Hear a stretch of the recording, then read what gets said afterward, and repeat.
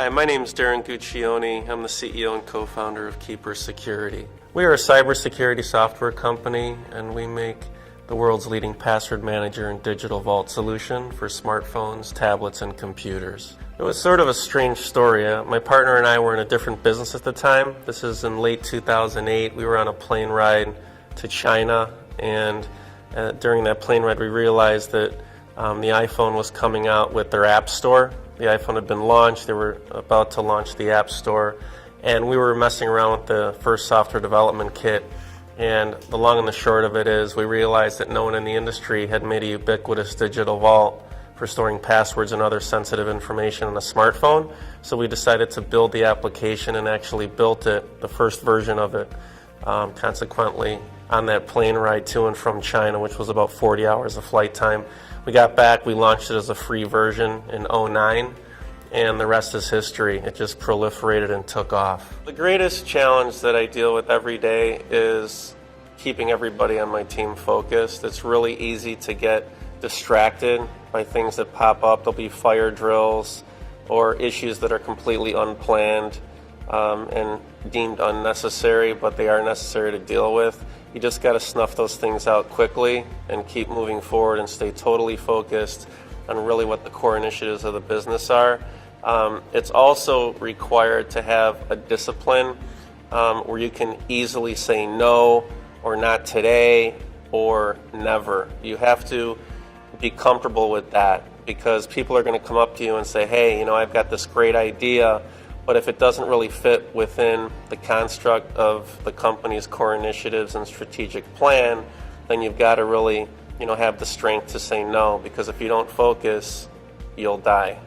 The best business advice that I've been given, I would have to say in technology, is don't stop innovating. And I share that in my heart. I live it every single day. What we did today doesn't really matter tomorrow. You're seeing that in terms of the speed at which technology is moving.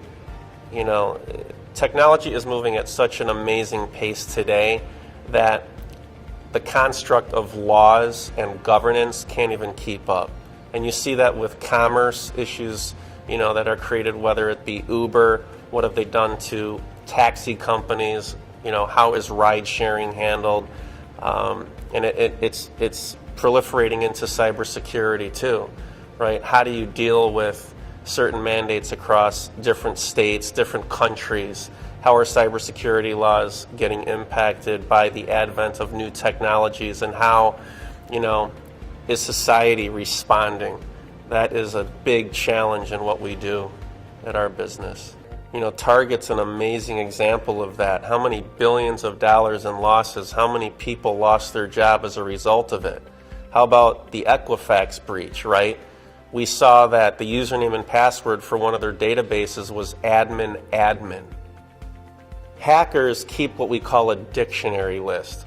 They know the top 25 passwords that are used by over 50% of the population. Last year, Keeper, my company, did a cybersecurity study and analyzed 10 million passwords. And of the 10 million that we analyzed, the top 25 were used more than 50% of the time by people. 1, 2, 3, 4, 5, 6 was the number one password on the list. Password was in the top 10. QWERTY was up there. 1, 2, 3, 4, 5.